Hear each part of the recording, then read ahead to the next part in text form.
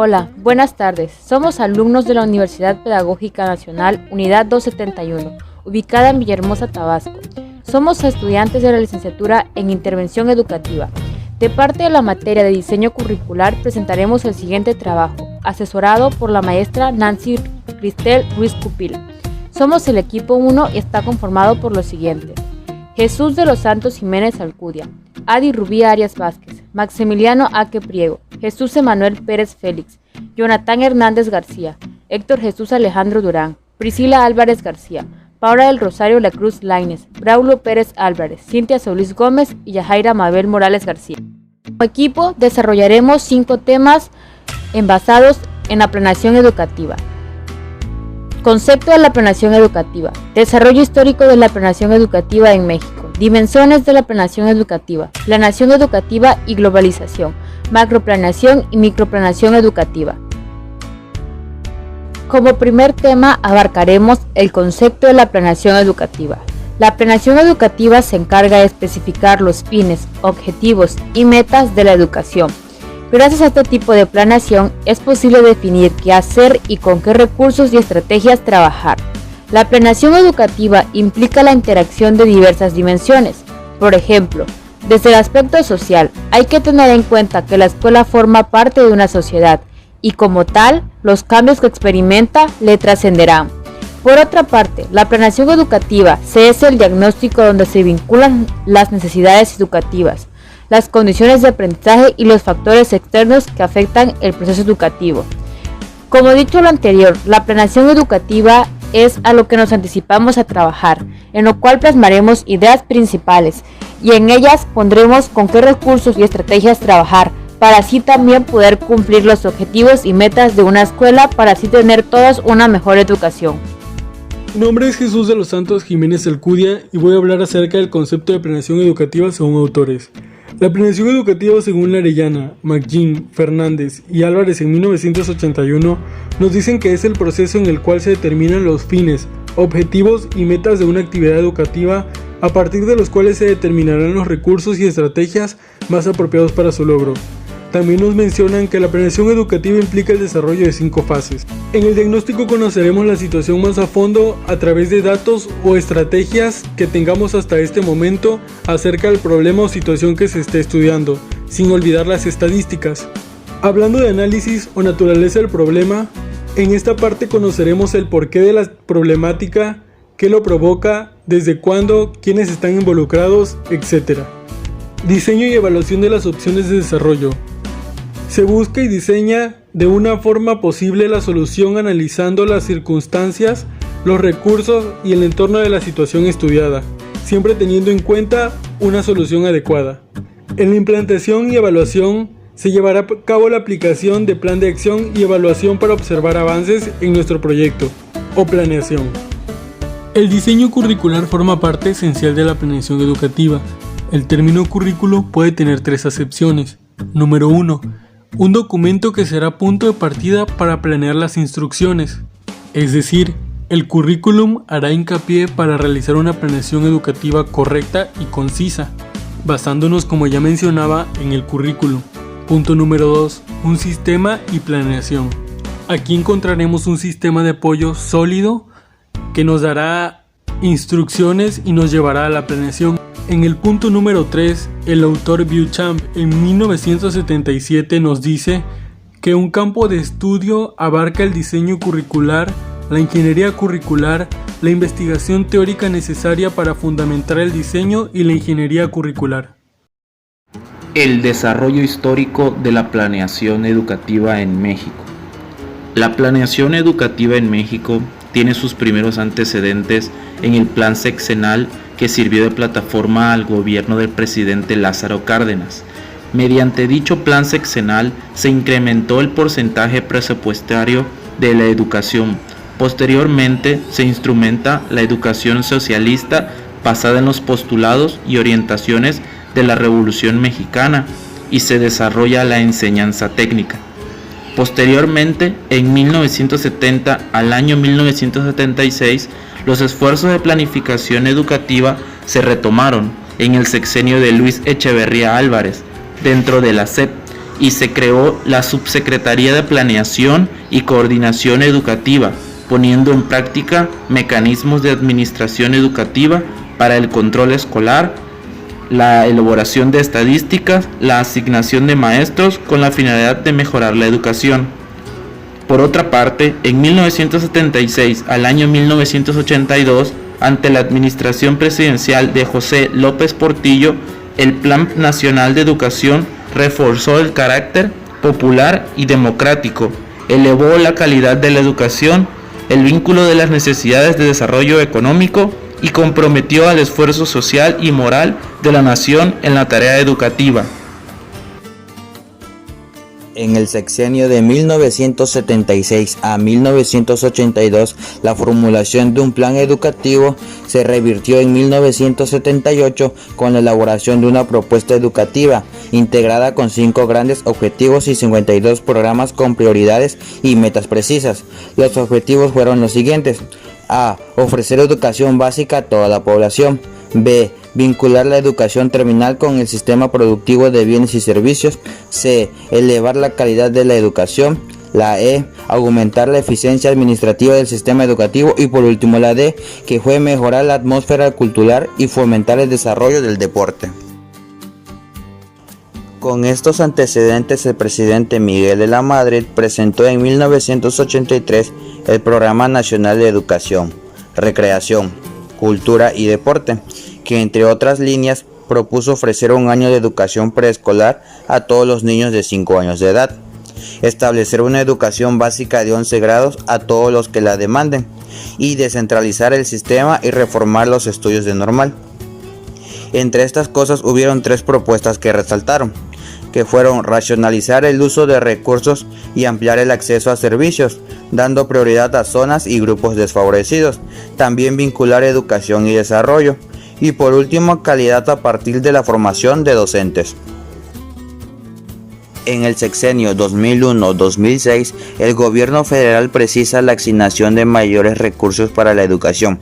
En consecuencia, se desprende el Programa Nacional de Educación PRONAE. En la nueva ley se resalta la función del Estado de brindar educación obligatoria a nivel básico, lo que fue la 6ª reforma educativa, Programa Nacional de Educación. A continuación hablaremos sobre las dimensiones de la planeación educativa. Esta se divide en 5. La primera es división social, la segunda es dimensión científica y tecnológica, la tercera es la división política, la cuarta es la división cultural y la quinta es la división económica. A continuación platicaremos de qué se trata cada una de ellas. Dimensión social. La dimensión social en la planeación educativa refleja los factores externos que repercuten directa o indirectamente en el desarrollo de la educación. El ámbito social se ve envuelto constantemente en un proceso de desarrollo y influye directamente en el sistema educacional. ¿Por qué? Pues sin importar en qué parte del mundo se encuentra, las instituciones educativas forman parte de una sociedad y por lo tanto los cambios que atraviesen la sociedad afectará en más de un aspecto en la sociedad educativa. Dimensión científica y tecnológica. Como su nombre lo indica, esta dimensión en una planeación educativa implica el uso de la tecnología, es decir, para el desarrollo del sistema educativo se debe hacer uso de los conocimientos técnicos y científicos. De esta manera se podrá ejecutar con mayor eficacia en las etapas de planeación, desde el diagnóstico hasta una determinada meta. Esta dimensión cobra más importancia en la actualidad debido a la necesidad de implementación de tecnologías en la educación. La dimensión política. La dimensión política de una planeación educativa debe contemplar en su estructura los diferentes marcos normativos. En otras palabras, la planeación debe de desarrollarse dentro de un marco jurídico para un avance de acuerdo a la ley. Cada estrategia o curso de acción que se utilizarán para mejorar la educación deben de estar previamente medidas según el ámbito político. En la dimensión cultural, Cada país tiene un sistema educacional distinto al de los demás países. Así, por lo tanto, la dimensión cultural se encarga de establecer una identidad propia del país en la educación.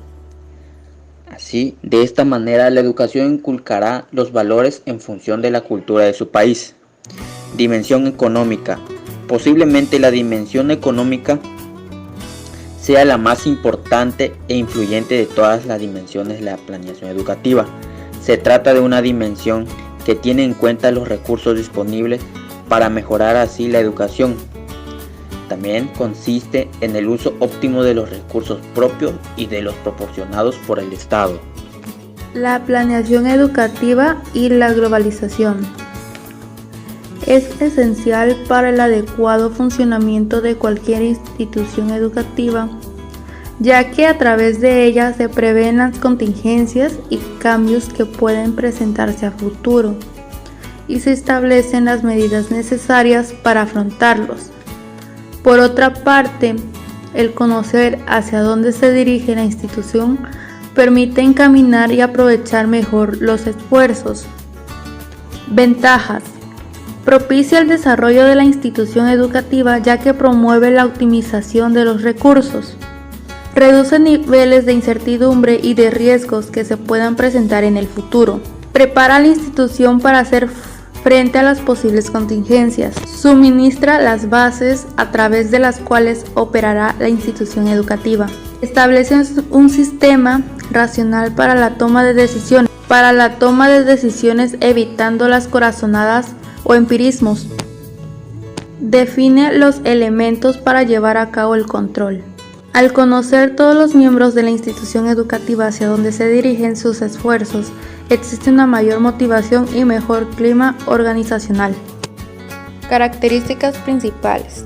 Participativa. En la formulación de los planes y programas deberán intervenir todas las instituciones de educación.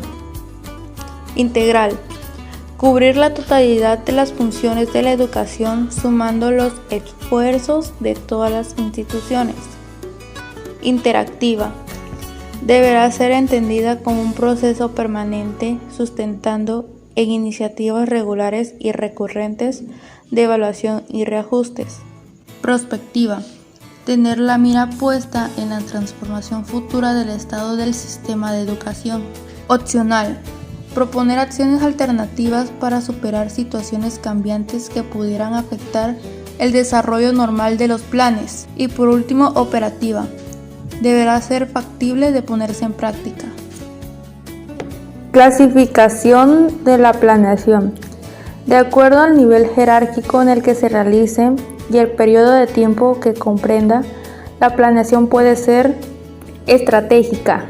Esta la realizan los altos directivos para establecer las directrices y los planes generales de la institución. Generalmente es a mediano y largo plazo. Táctica. Es responsabilidad de los mandos intermedios o jefes de área. Su finalidad es lograr el plan estratégico. Se refiere a un área específica de la institución educativa y puede ser a mediano o corto plazo. Y operacional, la cual se refiere a una sección que es a corto plazo y que se realiza con base en la planeación táctica y en niveles de función operativa. Principios de la planeación. 1. Factibilidad. Al elaborar los planes en una institución educativa es imprescindible considerar los recursos disponibles así como en el entorno. Los planes deben ser posibles. Es importante elaborar planes demasiado ambiciosos o optimistas que sean imposibles de lograr. La planeación debe adaptarse a la realidad y a las condiciones objetivas que hay en el medio ambiente. 2. Objetividad. Todos los planes y programas de la escuela deben basarse en datos objetivos y precisos para tener una mayor probabilidad de éxito. Es necesario usar datos como estadísticas, estudios de mercado, estudios de factibilidad, cálculos probabilísticos, modelos matemáticos y datos numéricos al elaborar planes para reducir al mínimo de los riesgos. 3. Flexibilidad. En todos los planes académicos y administrativos deben considerarse márgenes de holgura que consideren los imprevistos y que proporcionen nuevos cursos de acción y que se adapten fácilmente a las condiciones. El no establecer márgenes de seguridad puede ocasionar resultados desastrosos. 4. Cuantificación. Tanto el plan estratégico como los planes tácticos y operativos deben explicarse en términos numéricos y cifras exactas. Es común que las instituciones establezcan objetivos de manera general sin establecer números y cantidades de tiempo, lo que convierte los planes en un conjunto de buenas intenciones, lo que dificulta que puedan ser logrados y evaluados. 5. Unidad. Todos los planes tácticos y operativos de la institución deben subordinarse al plan estratégico y dirigirse al logro de la misión. Corrientes de planeación. Corrientes administrativa. Se considera como una de las más antiguas y surge de la teoría clásica del proceso administrativo. Se entiende por administración el proceso que comprende la dirección y el control de las actividades de los miembros de una organización formal, como puede ser una escuela, universidad, etc., que tenga objetivos propios y distribución de funciones entre sus miembros. Suele considerarse que las áreas más importantes de la tarea administrativa son la organización, las relaciones humanas, la planeación, la dirección, la evolución y el control. Consideran a la planeación entre las tareas propias del administrador. Asimismo, se observa la tendencia a separar la elaboración de planes de ejecución y de atribuir ambas funciones a la administración o ejecutivo de la institución. Los planes se realizan a corto y mediano plazo, y las acciones que derivan a estas suelen orientarse a la normalización o mejoramiento de la actividad. Corrientes de sistemas. Tiene sus fundamentos en la teoría general de sistema, la cual adopta el esquema de análisis del modelo insumo-producto. Se considera al sistema como un conjunto de elementos interactuantes e interdependientes entre sí, integrando una unidad funcional.